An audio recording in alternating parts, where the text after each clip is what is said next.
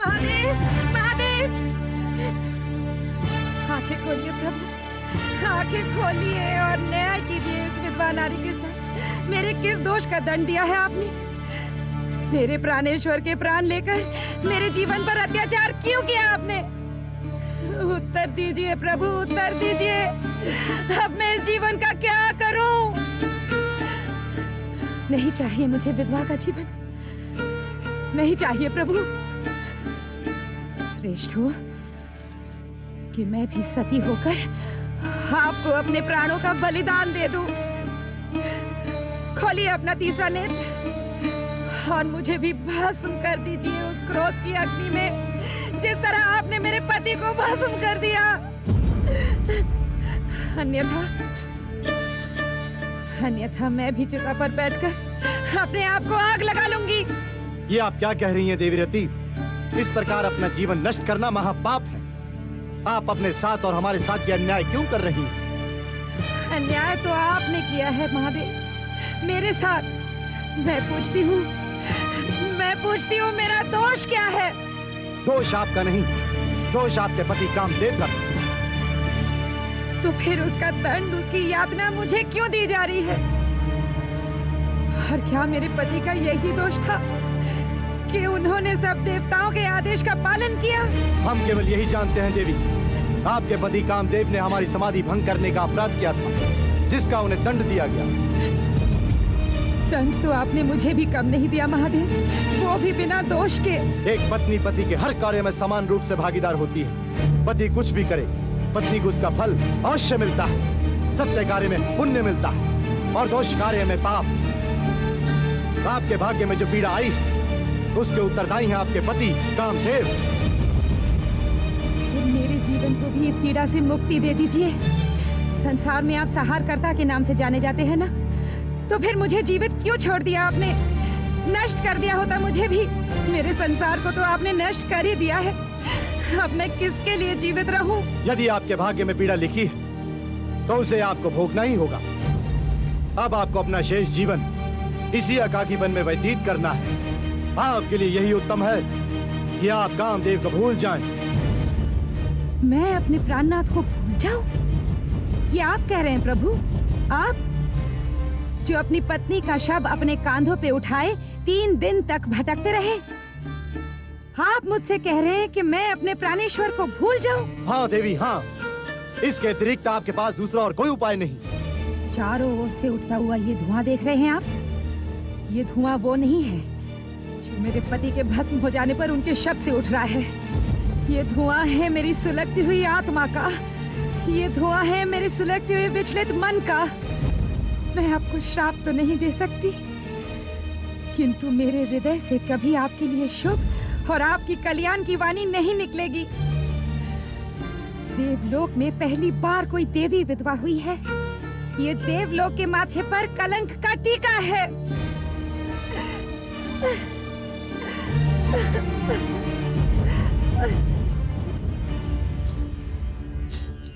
नारायण नारायण नारायण। प्रणाम पिताश्री।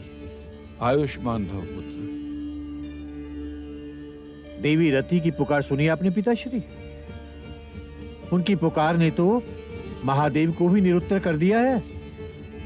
अब देखना यह है कि हमारे अन्य देवी देवता देवी रति के लिए क्या पग उठाते हैं। जो घटना घटी है पुत्र, वो साधारण घटना नहीं है। और इस समय प्रश्न रति के जीवन का नहीं है। इस समय प्रश्न है सृष्टि के विकास का, ब्रह्मांड के विकास का। एक बात बताइए पिताश्री, ब्रह्मांड के भाग्य में आपने प्रलय भी तो लिखी है। कहीं यही घटना प्रलय का कारण तो नहीं बनने जा रही? नहीं पुत्र, प्रलय 4 युगों के पश्चात आती है। तब सब कुछ समाप्त होकर एक नए जीवन का उदय होता है। यही सृष्टि का घूमता हुआ चक्र है। किंतु पिताश्री, जिस प्रकार ये घूमता हुआ चक्र एकाएक रुक गया है, उससे तो लगता है कि चौथा युग समाप्त होने को ही है। नहीं वत्स, प्रलय का समय तो अभी आया ही नहीं है। प्रलय का समय तो बहुत दूर है। अभी तो प्रथम युग भी समाप्त नहीं हुआ है। किंतु जो कुछ भी हो रहा है पिताश्री, वो किसी प्रलय से कम नहीं है। हाँ वत्स, कामदेव का भस्म हो जाना एक साधारण सी चिंगारी है, किंतु ये चिंगारी सारे ब्रह्मांड का विनाश कर सकती है। जाओ पुत्र, और जाके देखो देवगण क्या सोच रहे हैं। जो आ गया पिताश्री। कल्याण। नारायण नारायण नारायण नारायण नारायण नारायण नारायण। देवी रति के साथ जो अन्याय हुआ है, उस दुखद घटना ने हम सबके हृदय को विचलित कर दिया है। क्या उत्तर देंगे हम उसे? इंद्रदेव, इंद्रदेव, इंद्रदेव, ये आपने मेरे जीवन के साथ क्या किया? क्या किया आपने इंद्रदेव? मेरे पति कामदेव आपकी आज्ञा से उपस्थित थे, तो उनकी सुरक्षा का उत्तरदायित्व भी आपका था। शांत देवी, शांत।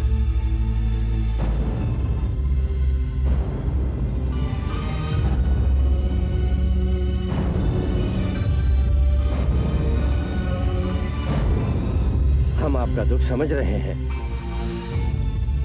स्त्री का दुख दुनिया में कोई पुरुष नहीं समझ सकता, तो फिर आप क्या समझेंगे? विधाता न करे कि आप कभी किसी अनिष्ट में पड़े। विधाता न करे कि आपकी इंद्राणी को विधवा होना पड़े।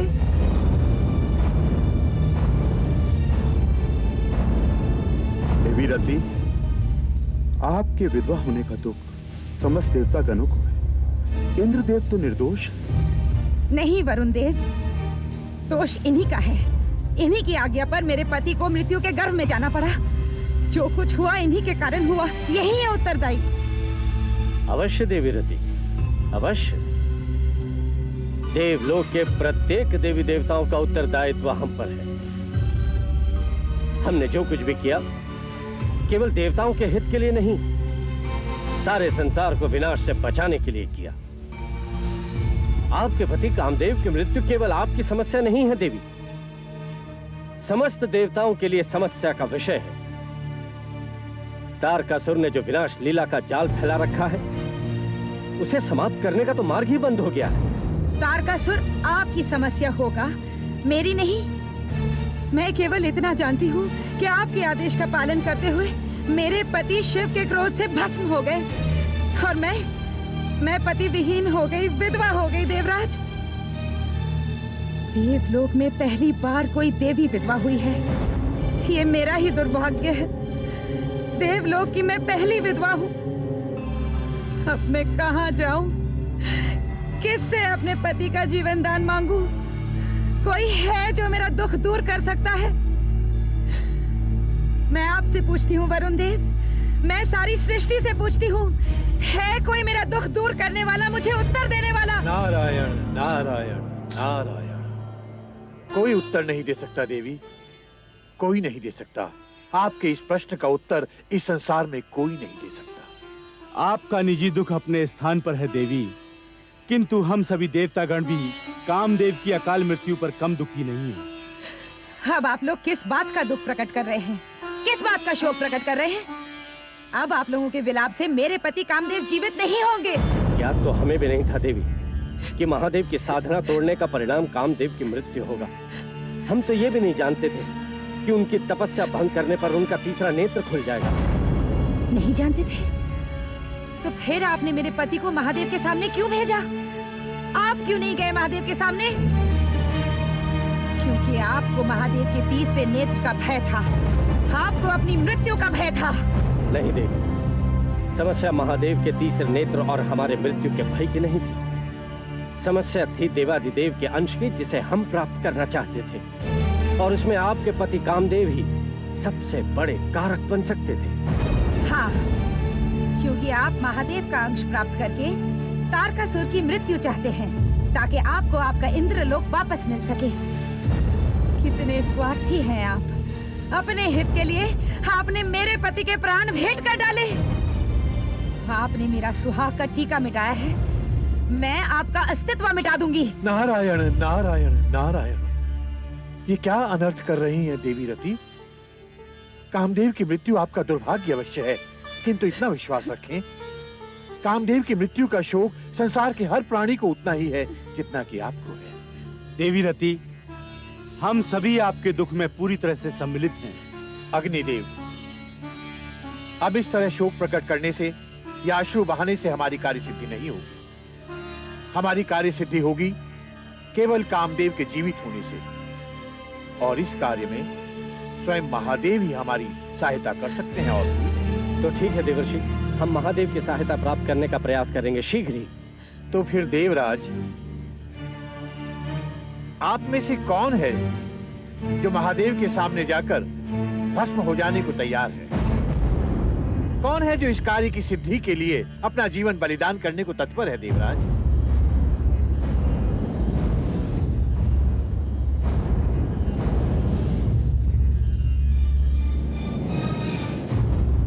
मौन क्यों है देवगण? उत्तर दीजिए। देवर्षि, महादेव शिव के क्रोध का सामना तो केवल आप ही कर सकते हैं।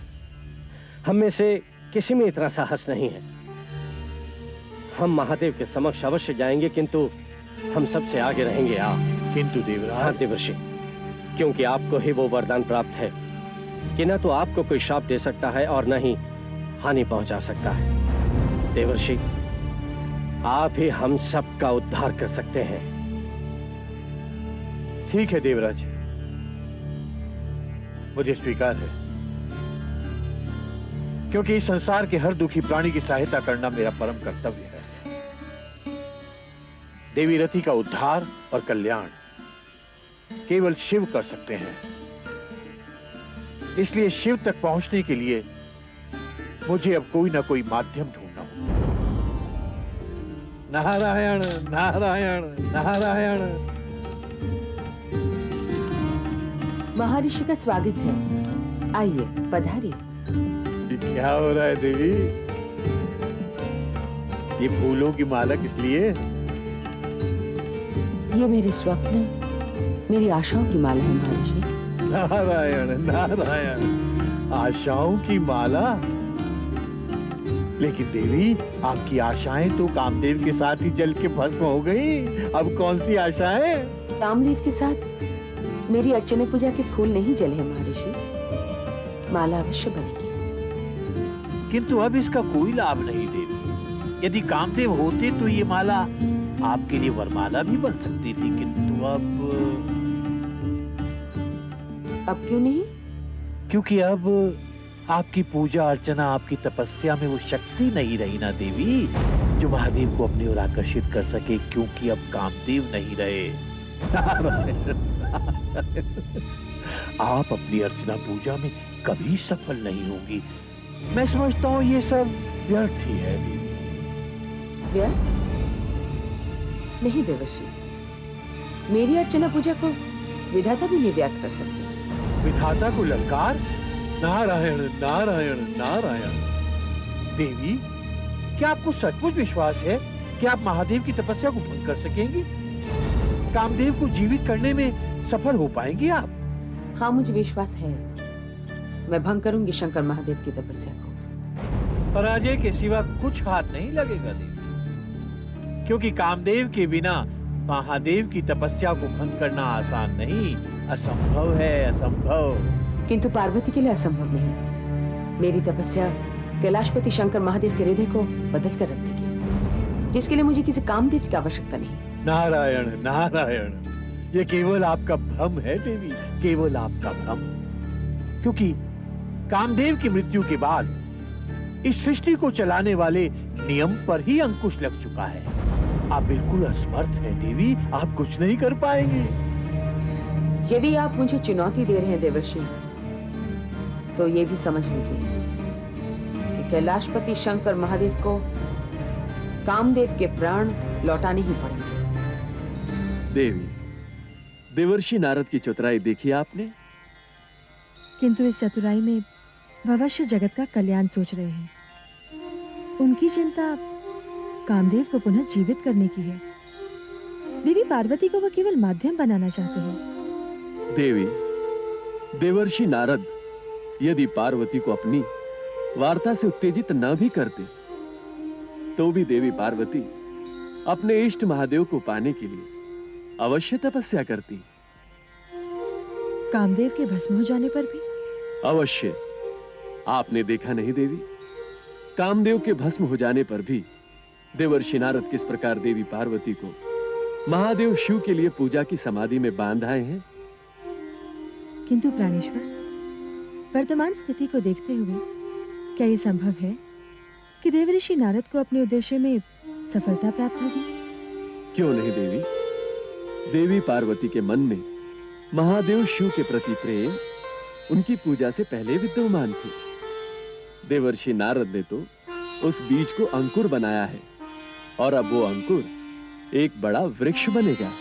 नारायण नारायण नारायण। आइए महामुनि, हम इस समय आप ही के विषय में बात कर रहे थे। माते, वैसे तो ये मेरा सौभाग्य है कि आप और स्वयं प्रभु मेरे विषय में बात कर रहे थे, किंतु मेरे विरुद्ध मेरी आलोचना तो नहीं कर रहे थे ना? आपकी आलोचना कौन कर सकता है देवर्षि? आप तो नितांत नारियल के समान हैं। नारायण नारायण। ये आप मेरी आलोचना कर रहे हैं या प्रशंसा प्रभु? हम केवल सत्य कह रहे हैं देवर्षि। जैसे नारियल ऊपर से कठोर और अंदर से कोमल होता है, वैसी ही दशा आपकी है। आपका इतना कहना ही मेरे लिए पुरस्कार से कम नहीं है प्रभु। सब जानते हैं कि आप किसी का अनिष्ट नहीं चाहते। इसी कारण जब आप इधर की बात उधर करते हैं और उधर की बात इधर करते हैं, तब भी आपके स्वभाव का कोई बुरा नहीं मानता, क्योंकि आपकी हर बात का परिणाम कल्याणकारी ही होता है। किंतु माते, इस बार मैं सचमुच बहुत बड़ी दुविधा में हूँ। एक ओर समस्त देवतागण रुष्ट हैं और दूसरी ओर महादेव क्रोध में है। प्रभु, मैं इंद्र आदि देवताओं को वचन देकर आया हूँ कि पार्वती के माध्यम से महादेव का क्रोध शांत करने का प्रयास करूंगा। अति उत्तम सोचा है आपने। आपको महादेव के समक्ष तुरंत जाना चाहिए देवर्षि। किंतु प्रभु, इस समय महादेव के सामने जाते हुए मैं तनिक आतंकित हूँ। मुझे सुरक्षा कवच प्रदान कीजिए प्रभु। सुरक्षा कवच तो आपको जगत पिता ब्रह्मदेव ने दी है। आप असुरों में, नागों में, राक्षसों में, देवताओं में निरंकुश घूमते हैं। आपका कोई अनिष्ट नहीं कर सकता देवर्षि। किंतु डर तो महादेव के तीसरे नेत्र का है प्रभु। उनके तीसरे नेत्र के सम्मुख जाऊं तो कैसे जाऊं? ये साहस तो स्वयं हम भी नहीं कर सकते देवर्षि नारद। जाने से पूर्व आप भी सोच लीजिए देवर्षि, यदि महादेव ने आपको अपने तीसरे नेत्र से देख लिया अथवा अपना तीसरा नेत्र दिखा दिया तो? देवी, एक भयभीत व्यक्ति को और भयभीत करना आपको शोभा नहीं देता। हे देवी लक्ष्मी, हे जगत पालक, मेरा सादर प्रणाम स्वीकार करें। प्रणाम ब्रह्मदेव। प्रणाम ब्रह्मदेव। प्रभु, मैं भी विनती लेकर उपस्थित हुआ हूं। मेरे पुत्र नारद को आप अपना सुरक्षा कवच प्रदान करें। देवर्षि नारद को तो आपकी ओर से हर सुरक्षा प्रदान है ब्रह्मदेव। फिर भी श्री हरि, महादेव के क्रोध से तो आप भली भांति परिचित हैं। देवलोक के समस्त देवगण नारद को अग्रणी बनाकर नीलकंठ के समक्ष उपस्थित होना चाहते हैं और कदाचित इसी में जगत का कल्याण संभव है। प्रभु, अब तनिक भी देर न करें प्रभु। चिंता करने की आवश्यकता नहीं है देवर्षि। हम आपको सुरक्षा अवश्य प्रदान करेंगे।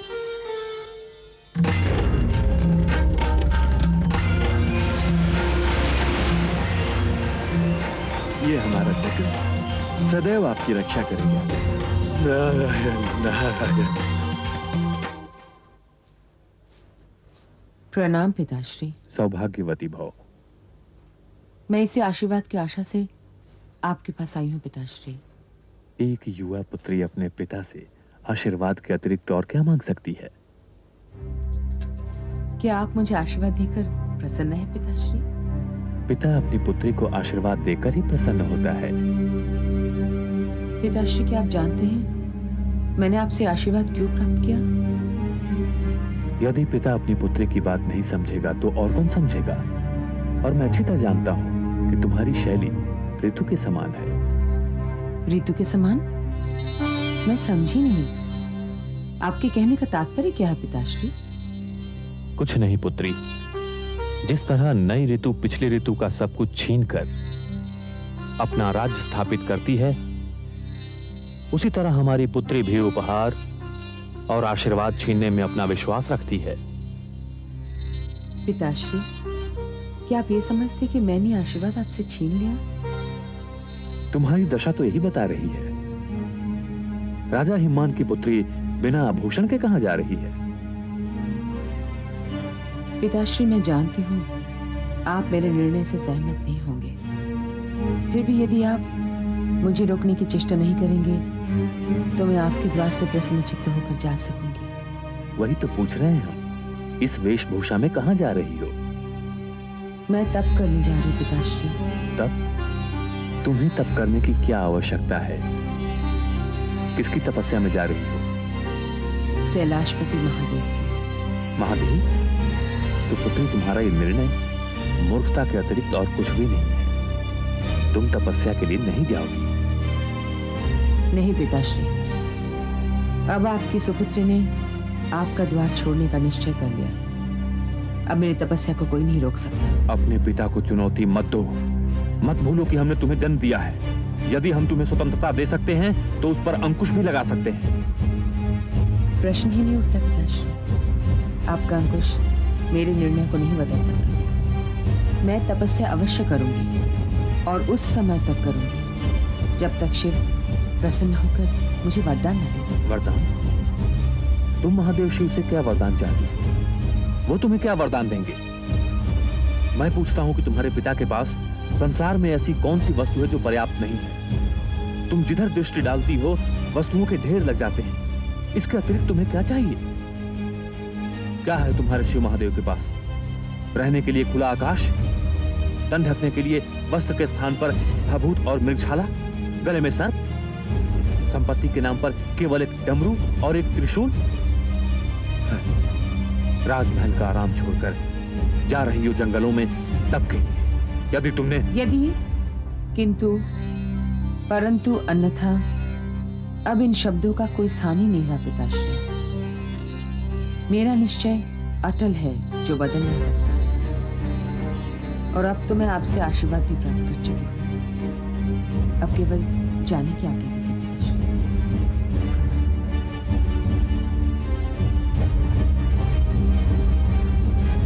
यदि हम समस्त देवतागण इसी तरह देव ऋषि की बातों में आकर मौन खड़े रहे तो कल कोई भी देवलोक सुरक्षित नहीं रहेगा और हम समस्त देवतागणों को अपना शीश छुपाने के लिए किसी भी लोक में कोई स्थान प्राप्त नहीं होगा। मैं वरुण देव के विचारों से पूर्णतया सहमत हूँ। अभी तक तो हम देवतागणों के समक्ष तारकासुर के विनाश की लीला का दृश्य था।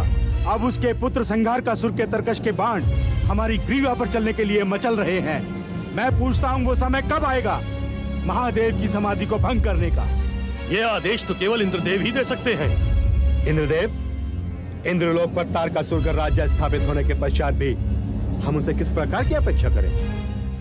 अभी तक देवी रति अपने पति कामदेव के जीवन के लिए द्वार द्वार भटक रही हैं, किंतु उन्हें न्याय दिलाने वाला कोई नहीं है। देवी रति को न्याय अवश्य दिलाया जाएगा।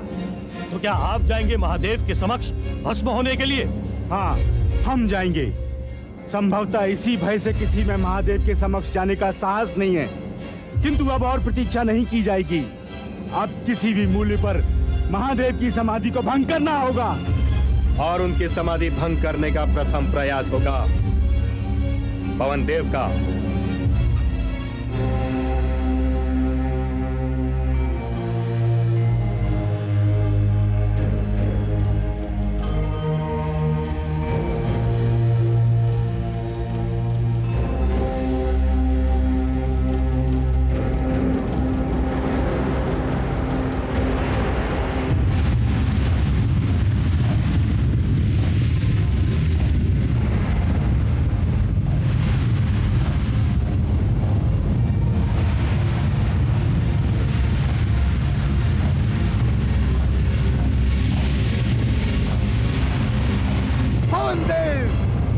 हमारे समक्ष प्रकट हो। प्रणाम महादेव। क्या मुझसे कोई भूल हो गई? भूल नहीं, अपराध हुआ है तुमसे। तुमने अपनी तीव्र गति से हमारे मन को अशांत किया है, किंतु ये समय हमारी समाधि ग्रहण करने का है। किंतु तुमने अपनी तीव्रता दिखाकर हमारे क्रोध की अग्नि को भड़काने की चेष्टा की है। क्षमा करें देवादिदेव, मुझे ज्ञात नहीं था कि आप इस समय अपनी समाधि लगाने जा रहे हैं। और महादेव, तीव्र गति से चलना तो मेरा स्वभाव है। अपने स्वभाव पर हम कुछ लगाओ पवन देव। क्या तुम हमारे स्वभाव को नहीं जानते? क्रोध से हमारा तीसरा नेत्र खुल जाता है। मैं अच्छी तरह जानता हूँ प्रभु। फिर तुम्हारा दुस्साहस कैसे हुआ? क्या कामदेव की भांति तुम्हें अपने प्राण प्रिय नहीं? देवादिदेव, यदि अज्ञानता में मुझसे कोई अपराध हुआ है तो मैं आपके समक्ष क्षमा प्रार्थी हूँ। क्षमा से पूर्व हम तुम्हें ज्ञात करवा देना चाहते हैं कि कैलाश पर्वत पर आप इतनी धीमी गति से चलें जैसे मान सरोवर की लहरें। इस समय हम चिंतन में हैं और किसी भी प्रकार का विघ्न हम सहन नहीं कर पाएंगे। आपकी आज्ञा शिरोधार है महादेव, किंतु चिंता तो आपसे अधिक हमें है। आपको किस बात की चिंता है पवन देव? हे त्रिनेत्र, मैं आपसे अपने प्राणों की क्षमा याचना चाहता हूँ। आप कहना क्या चाहते हो पवन देव? हे महादेव, आप पर कामदेव की हत्या का आरोप लग रहा है। कामदेव को उनके अपराध का दंड दिया गया था पवन देव। यदि उन्होंने आपकी समाधि भंग करने का अपराध किया है तो निश्चय ही दंड के अधिकारी है, किंतु सारी सृष्टि तो दंड की अधिकारी नहीं। पवन देव, क्षमा करें महादेव, कामदेव की पत्नी रति का तो कोई दोष नहीं, फिर उस अबला को क्यों दंड दिया जा रहा है? कामदेव की अकाल मृत्यु से सारे संसार का विकास रुक गया है महादेव। इस विषय पर आपका चिंता करना व्यर्थ है पवन देव। कामदेव दंड के अधिकारी थे और उन्हें दंड दिया गया। दंड वापस लेने का कोई विधान नहीं है। चले जाओ यहाँ से। प्रणाम प्रभु।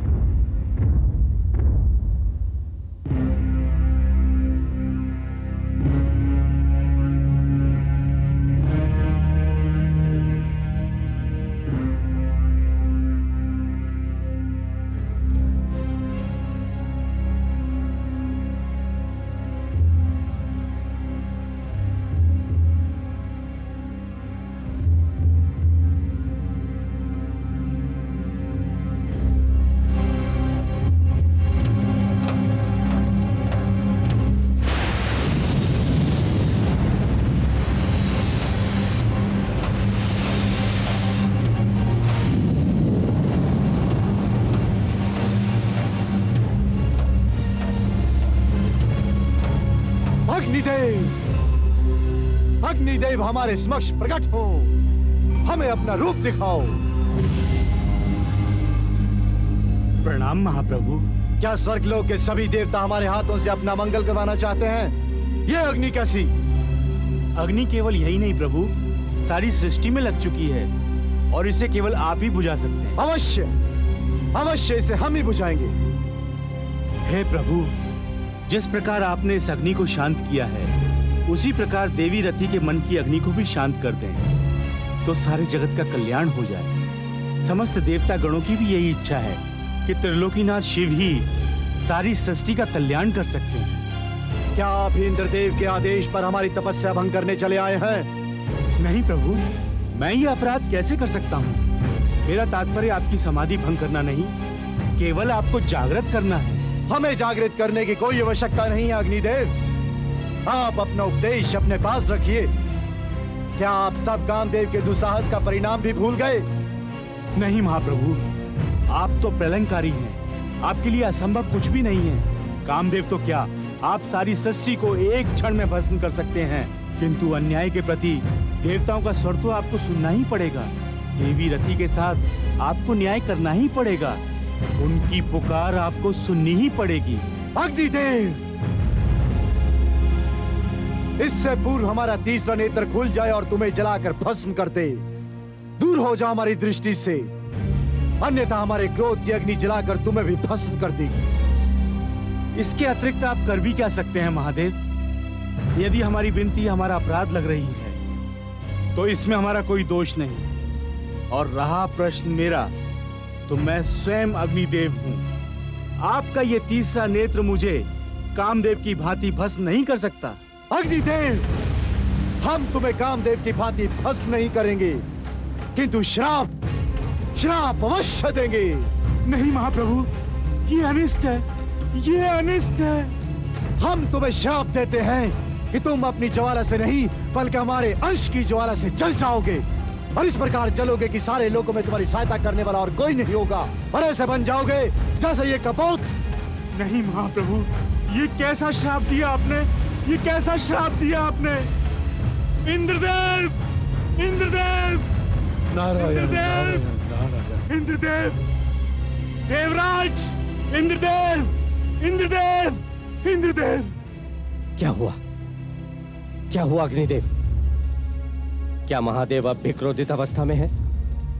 अब भी उनका तीसरा नेत्र खुला हुआ है? नहीं इंद्रदेव। तो फिर आप इतने भयभीत क्यों दिखाई दे रहे हैं? क्या कोई अनिष्ट घटना घटी है? देवेंद्र, मैंने महादेव की समाधि को भंग करने का पूरा प्रयास किया था, किंतु